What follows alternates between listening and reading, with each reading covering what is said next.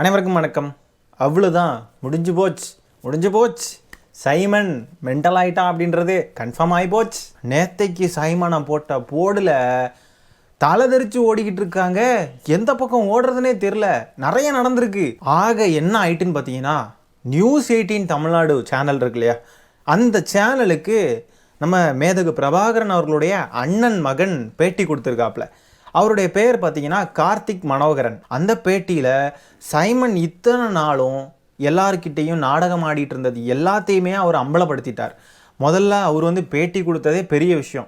ஏன் அப்படின்னா, பிரபாகரன் அவர்களுடைய சொந்தக்காரங்கள்லாம் இன்னும் எங்கேயாவது உயிரோடு இருக்காங்க அப்படின்னா அவங்களுக்கு நிறைய அச்சுறுத்தல்கள் இன்னும் நிறைய வர வாய்ப்புகள் இருக்குது. அதனால பொது வெளியில் அவங்க பெருசாக வரமாட்டாங்க.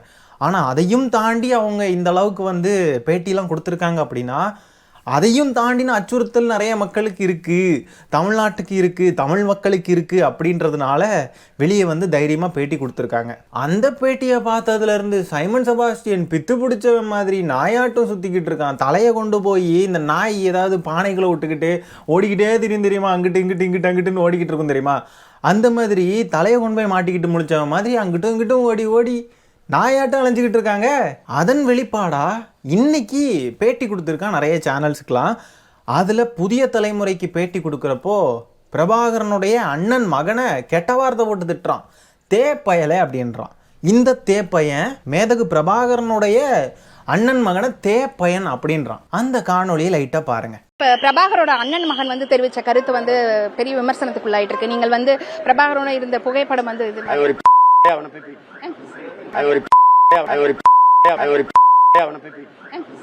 எவ்வளோ நாகரிகமான ஒரு தலைவன். இவனே இந்த தரத்தில் இருக்கான்னா இவனை ஃபாலோ பண்ற ரசிக குஞ்சுகள் எந்த தரத்தில் இருப்பானுங்கன்னு புரிஞ்சுக்குவாங்க. வீட்டில் இருக்கிற பெண்கள், மனைவி, குழந்தைகள்னு ஆபாசமாக சித்தரித்து பேசுகிறதே ஒரு வழக்கமாக வச்சுருக்கானுங்க. நான் எழுதி தரேன், இன்னும் கொஞ்ச நாளில் நம்ம அண்ணாமலை சொல்லுவாப்பில்ல, எழுதி வச்சுக்கோங்க, அந்த மாதிரி நான் சொல்கிறேன், இன்னும் கொஞ்ச நாளில் பிரபாகரனையே தேப்பையன்னு சொன்னாலும் சொல்லுவான். இந்த சோம்பி கூட்டங்கள் இருக்குல்ல, சோம்பி கூட்டங்கள் ஒரு காணொலியை ஷேர் பண்ணுறாங்க. சைமன் தேப்பையன்னு சொல்லலையாம், பிக்காளின்னு சொன்னாராம். பாருங்க. அண்ணன் மகன் தெரிவித்த கருத்து பெரிய விமர்சனத்துக்குள்ளாயிட்டு இருக்கு. நீங்கள் பிரபாகரோட இருந்த புகைப்படம்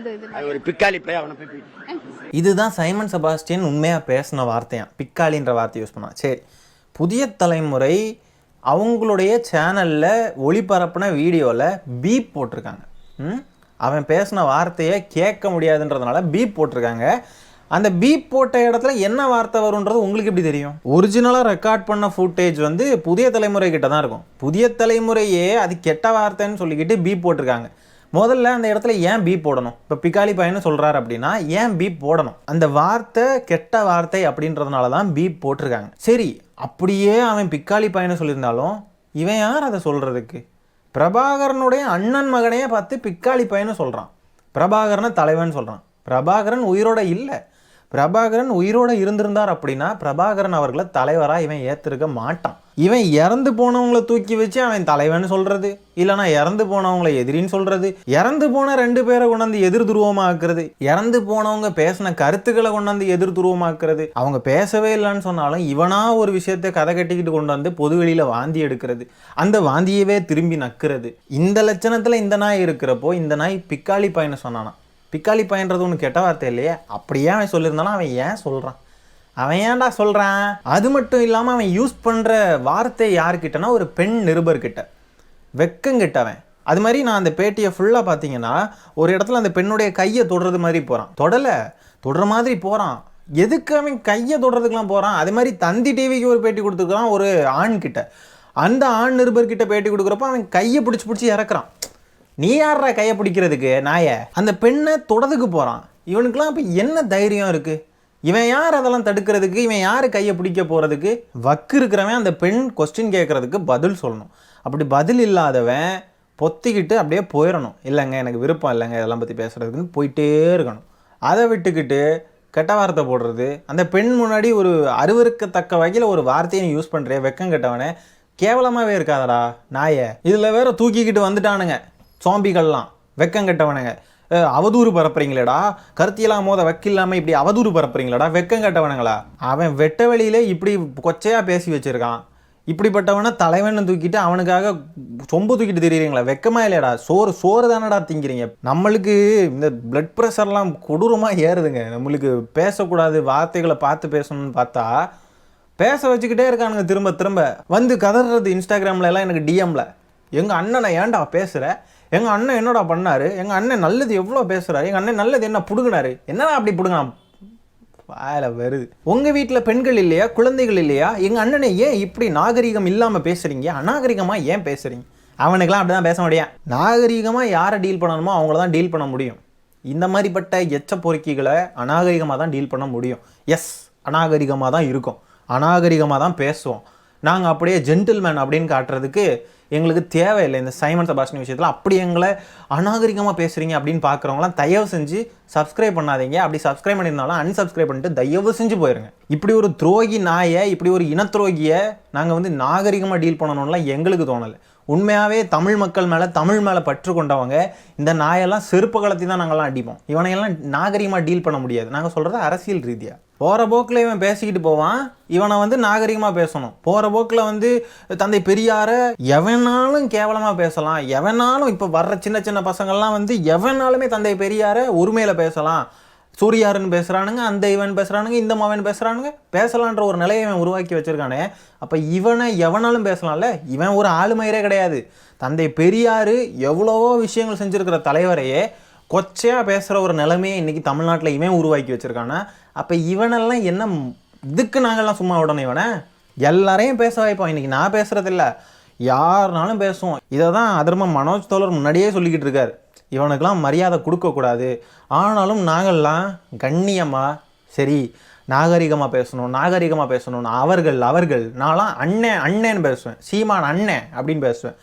என்ன விமர்சனம் வச்சாலும் நான் சீமான் அண்ணன் தான் பேசுவேன். அது தெரியுமாடா? முதல்ல இன்னைக்கு வந்து கதறீங்களே, வீடியோலாம் போய் பாருங்கள். ஒரு மாதம் முன்னாடியெல்லாம் அவனை அண்ணன்னு சொன்னதுக்கு நான் வருத்தப்படுறேன். என் நாக்கு எனக்கு நான் என்ன தண்டனை கொடுக்கணுன்னே எனக்கு தெரியல.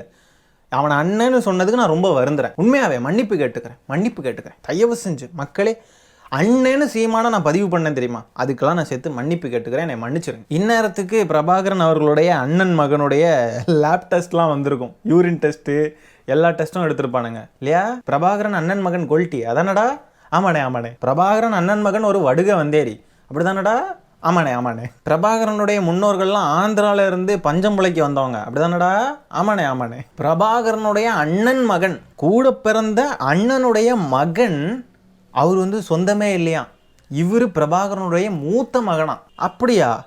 உங்கள் அப்பா பேர் அப்போ செபாஸ்டியன் தானே? ஏப்பா உனக்கு அப்பா யாரு தான்ப்பா சொல்லுப்பா. பிரபாகரனை மறுபடியும் அசிங்கப்படுத்துகிறான். இப்போது பிரபாகரனுடைய மகன் அப்படின்னா செபாஸ்டியன் யாரு? இப்போ நீ உங்கள் அப்பாவை அசிங்கப்படுத்துறியா இல்லை மேதகு பிரபாகரனை அசிங்கப்படுத்துறியாடா? டே வெக்கங்கெட்டவனை. ஏற்கனவே மேதகு பிரபாகரனை ஒரு ஹோட்டல் ஓனர் மாதிரி காட்டிட்ட, ஒரு உணவு பிரியர் மாதிரி காட்டிட்ட. அது எவ்வளோ பெரிய போராளிடா அந்த மனுஷன். அவரை கொண்டு வந்து இப்படி நிறுத்திட்டிடா வெக்கங்கெட்டவனே. இப்போ என்னடானா உங்கள் அப்பன்னு சொல்லிட்ட. இப்போ உங்கள் அம்மாவை கேவலப்படுத்துறியா இல்லை உங்கள் அப்பனை நீயே கேவலப்படுத்துறியா இல்லை மேதகு பிரபாகரனை கேவலப்படுத்துறியா? யாரை தான் கேவலப்படுத்துகிற நீ? மூத்த மகன் சொல்கிற பிரபாகரனுக்கு? டே சுவாம்பிகளா, இதெல்லாம் தயவு செஞ்சு யூரின் டெஸ்ட் எடுத்து பாருங்கடா. லேபில் டெஸ்ட் பண்ணி பாருங்க கொண்டு போய். உங்களுக்கு ஒரு லேப் இருக்குல்ல. மூத்த மகன்னா நீ எந்த வகையில் ராஜா மூத்த மகன் பிரபாகரனுக்கு? ஒன்றும் புரியலை. பல கேள்விகள் எழும்புது. நீ எப்படி எந்த வகையில் மூத்த மகன்? நீ பிரபாகரனுடைய மூத்த மகன் அப்படின்றதுக்கான ஆதாரம் என்ன?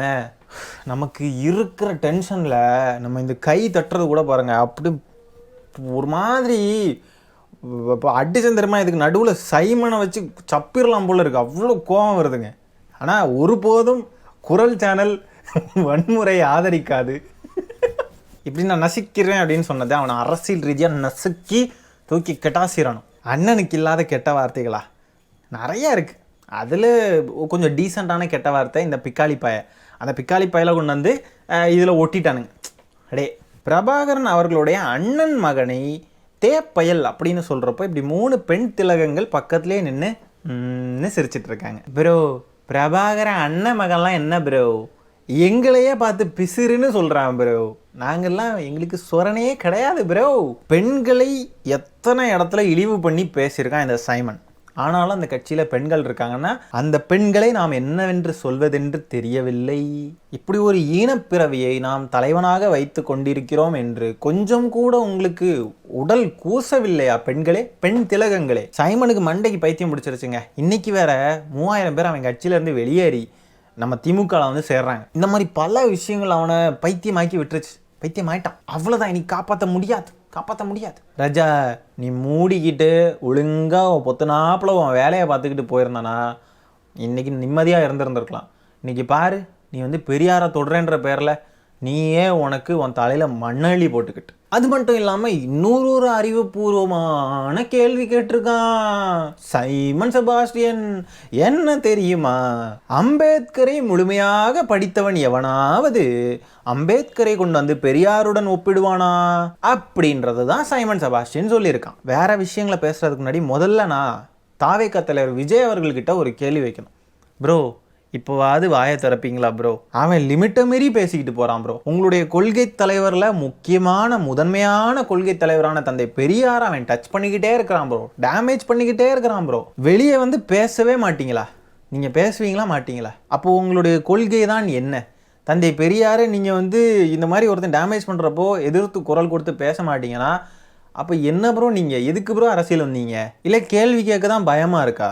பயமாக இருக்குன்னா ஏன் ப்ரோ அரசியலுக்கு வந்தீங்க? எனக்கு ஒன்றும் புரியலை ப்ரோ. இல்லை இதுக்குள்ளே வேறு ஏதாவது காரணங்கள், ஸ்ட்ராட்டஜிஸ் ஏதாவது வச்சுருக்கீங்களா? என்ன வேணால் வச்சுக்கோங்க ப்ரோ. ஆனால் தந்தை பெரியாரை ஒருத்தன் இழிவுபடுத்துகிறப்போ ஒரு சின்ன ரியாக்ஷன் கூட வரலையே. என்ன ப்ரோ?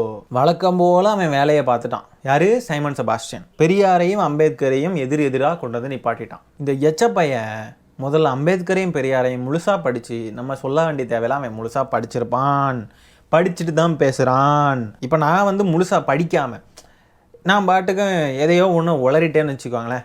பெரியார் அம்பேத்கரும் ஒன்றா அப்படின்னு சொல்லிட்டு அம்பேத்கரை நல்லா படிச்சுட்டு பெரியாரை கொஞ்சம் படிச்சுட்டு இந்த தற்குறித்தனமாக இது வந்து இப்படி, இது வந்து அப்படி, இந்த மாவன் சொல்லிட்டாரு, அந்த மாவன் சொல்லிட்டாரு, காட்டு மிராண்டி மொழின்னு சொல்லியிருக்காரு, வளர்த்த பொண்ணையை கல்யாணம் பண்ணுற, இப்படி இவனுங்க எல்லாம் ஒரு லிஸ்ட்டு போட்டு வச்சுருக்காங்கல்ல. இதையெல்லாம் தூக்கி கொண்டு வந்துட்டு அம்பேத்கர் எப்படிப்பட்ட மனிதர் தெரியுமா, பெரியார் என்ன பண்ணிட்டார் தெரியுமா அப்படின்னு எனக்கு தெரியாமல் நான் தற்கொலையாட்டும் பேசுகிறேன் அப்படின்னா பரவாயில்ல, அதை மன்னிச்சு விட்டுறலாம். ஆனால் இவன் எல்லாத்தையும் படிச்சுக்கிட்டு ஒருத்தன் ஏற்கனவே அவன் நிறைய இடத்துல பேசியிருக்கான். அதுதான் ஆதாரம் அவன் படித்ததுக்கு. தந்தை பெரியாரை பற்றி பேசாத இடம் இல்லை, அவன் பேசாத விஷயம் இல்லை. இன்றைக்கி அவன் எதையெல்லாம் அவன் கொண்டு வந்து பெரியாரை இழிவுபடுத்துகிறானோ, எதையெல்லாம் முரண்டிருக்குன்னு சொல்கிறானோ அதுக்கு எல்லாத்துக்கும் ஆன்சர் அவனே கொடுத்துருக்கான். ஆனால் இந்த பெரியார் வந்து தாயோடையும் மகளோடையோ தங்கையோடையோ அக்காவோடையோ யார் கூட வேணாலும் இந்த மாதிரி உறவு வச்சுக்கலாம் அப்படின்னு சொன்னாருன்னு சொல்கிறான்ல, அதுக்கு எந்த ஆதாரமும் கிடையாது, அவங்ககிட்டே கிடையாது. அதுக்கான ஆதாரத்தை கேட்டால் அவன் ஓடி ஒளிஞ்சிக்கிட்டே இருக்கான். அங்கே இருக்குது இங்கே இருக்குது, நான் கோர்ட்டில் கொடுக்குறேன், இங்கே கொடுக்குறேன், வீரமணி ஐயாவை கூப்பிடுங்க, கோல் போஸ்ட்டை மாற்றிக்கிட்டே ஓடிக்கிட்டு இருக்கிறான் எச்சப்பைய.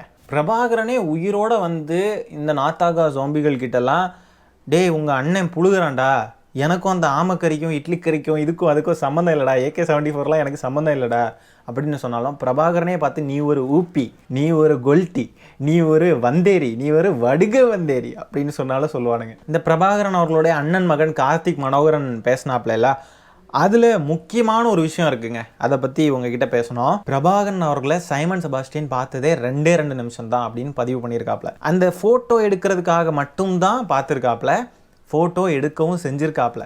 ஆனால் அந்த ஃபோட்டோ சைமன் செபாஸ்டியன் கைக்கு கிடைக்கல. ஏன்னா ஈழத்தில் அந்த டைம் பிரச்சனை வந்து ரொம்ப உச்சகட்டத்தில் இருந்த நேரம். அதெல்லாம் அந்த நேரம் போயிட்டு எனக்கு ஃபோட்டோ கொடுங்க, நான் பிரபாகரன் கூட எடுத்த ஃபோட்டோ கொடுங்கன்னு சொல்லி சைமன் கேட்டால் செருப்பாலேயே கழட்டி அடித்து அனுப்பியிருப்பாங்க போல இருக்குது. அதனால சைமனுக்கு அந்த ஃபோட்டோ கடைசியில் கிடைக்காமலே போயிருச்சுங்க. இந்த நாய் அடுத்தது போட்டதுக்கு இந்த கட்சி விஷயங்கள்லாம் வந்தால அப்போது ஃபோட்டோவுக்கு என்னடா பண்ணுறது, நம்ம எடுத்த ஃபோட்டோவும் கிடைக்காம போயிடுச்சுன்னு சொல்லிட்டு இந்த மாதிரி எச்சத்தனமாக ஒரு இடத்துல நின்று ஃபோட்டோ எடுத்துட்டு அது பக்கத்தில் பிரபாகரன் நிற்கிற மாதிரி எடிட் பண்ணிட்டான். இந்த மாதிரி தான் நடந்திருக்க கூடும் அப்படின்னு சொல்லி கார்த்திக் மனோகரன் வந்து சந்தேகிக்கிறதா அவர் வந்து சொல்லியிருக்கார். அதுதான் உண்மை, இதுதான் நடந்திருக்கும், வேற என்ன, இதுதான் நடந்துச்சு. அவனுடைய அரசியலுக்காக இப்படி ஒரு ஃபோட்டோவை ரெடி பண்ணியிருக்கான். இவன் ஃபோட்டோ எடுத்தது உண்மைதான். ஆனால் அது மட்டும் இல்லாமல் இவன் சொல்கிற மாதிரி மணிக்கணக்காக பிரபாகரன் கூட பேசினேன், நான் வந்து ரொம்ப நாளாக பிரபாகரன் கூடயே இருந்தேன், எனக்கு மதிவதனை அண்ணி வந்து சாப்பாடாக போட்டாங்க, ஒருத்தன் நான் பின்னாடி இருந்து சாப்பிட்றப்போ எழுதி நோட் பண்ணிக்கிட்டு இருந்தான், இத்தனை தடவை குழம்பு தொட்டார், இத்தனை தோசை எடுத்தார், இத்தனை கூட்டு எடுத்தார், இத்தனை குழம்பு எடுத்தார் அப்படின்னு சொல்லிக்கிட்டு நோட் பண்ணிக்கிட்டு இருந்தது. இந்த மாதிரிலாம் இவன் வடை சுட்டது இதெல்லாம் பொய் தான், இப்படி நடந்திருக்க வாய்ப்பே இல்லை அப்படின்னு பதிவு பண்ணியிருக்காரு. அப்புறம் இன்னைக்கு ப்ரெஸ் மீட் கொடுக்குறப்போ நிருபர்கள் கேட்குறாங்க, மற்ற கட்சியெலாம் வந்து ஸ்ட்ராட்டஜிஸ்ட் கூப்பிட்டு வராங்கல்ல அப்படின்ற மாதிரி ஒரு பேச்சு வரப்போ சீமான் சொல்கிறான், நானே பெரிய ஸ்ட்ராட்டஜிஸ்ட் தான் அப்படின்ற மாதிரி சொல்கிறாங்க. ஆமாம், இவர் அப்படியே இவருடைய ஸ்ட்ராட்டஜிலாம் அப்படியே வேறு லெவல் ஸ்ட்ராட்டஜி. பெரியாரை வீழ்த்துறது, திமுகவை வீழ்த்துறது, திராவிடத்தை வீழ்த்துறது, அப்படியே ஒரு பிடுங்கி அறுத்து தள்ளிட்டாரு. இவனுடைய ஸ்ட்ராட்டஜி வந்து RSS உடைய ஸ்ட்ராட்டஜி தான். அப்படியே இவருடைய சோக்கால்டு ஸ்ட்ராட்டஜியை அப்ளை பண்ணி பயங்கரமாக நிறைய MLAs MPs பயங்கரமான கட்சி பல தடவை ஆட்சிக்கு வந்துட்டார். அப்படியே வேறு லெவலாக இருக்காப்புல இல்லை? அதனால தான் ஸ்ட்ராட்டஜிஸ்ட். இவர் பெரிய ஸ்ட்ராட்டஜிஸ்ட். இவருடைய புடுங்கி தள்ளின ஸ்ட்ராட்டஜினால தான் கட்சியை விட்டு 3000 பேர் புடுங்கிட்டு போயிட்டாங்க போல இருக்கு. கொஞ்சம் ஸ்ட்ராட்டஜி மிஸ் ஆயிடுச்சு போல இருக்கு, கொஞ்சம் பிசுறு தட்டிருச்சு கொஞ்சம். நான் நாம் தமிழர் கட்சியில் ஜாயின் பண்ணலாம் அப்படின்னு இருக்கேங்க. ஷாக் ஆகாதீங்க. உண்மைதான். எனக்கு 2 கேள்விக்கு பதில் கிடச்சிருச்சுன்னா போதும், நான் நாம் தமிழர் கட்சியில் வந்து ஜாயின் ஆகிறேன். என்னெல்லாம் அப்படின்னா, முதல் கேள்வி, இந்த சைமன் செபாஸ்டியன் ஈழத்துக்கும் ஈழ மக்களுக்காகவும் செய்த ஒரே ஒரு விஷயம். இன்னொரு கேள்வி என்னன்னா, பிரபாகரன் அவர்கள் தமிழ்நாட்டுக்கு செய்த ஒரு விஷயம், ஒரே ஒரு விஷயம். பிரபாகரனால் தமிழ்நாட்டுக்கு நடந்த ஒரு நல்ல விஷயம், இன்னொன்று சைமனால் ஈழத்துக்கு நடந்த ஒரு நல்ல விஷயம், ஒன்று. இதை மட்டும் சொல்லிட்டா நான் வந்து நாம் தமிழர் கட்சியில் என்னைய ஜாயின் பண்ணிக்கிறேன். இந்த 2க்கும் ஆன்சர் கட்டல்லையே இல்லையாம். சரி மக்களே, இந்த காணொலியை நான் இதோட என் பண்ணிக்கிறேன். இந்த வீடியோவில் நம்ம பேசிக்கிற விஷயங்களை பற்றி உங்களுடைய கருத்துக்கள் என்ன அப்படின்றத கமெண்ட்டில் பதிவு பண்ணுங்கள். வீடியோ பிடிச்சிருந்தா ஒரு லைக் தட்டி விட்டு 4 பேருக்கு ஷேர் பண்ணுங்கள். முக்கியமாக நம்ம சேனலை சப்ஸ்கிரைப் பண்ணி வச்சுக்கோங்க. மீண்டும் இன்னொரு காணொலியில் சீக்கிரமாக உங்களை வந்து சந்திக்கிறேன். அது வரைக்கும் டடா பை, டேக் கேர்.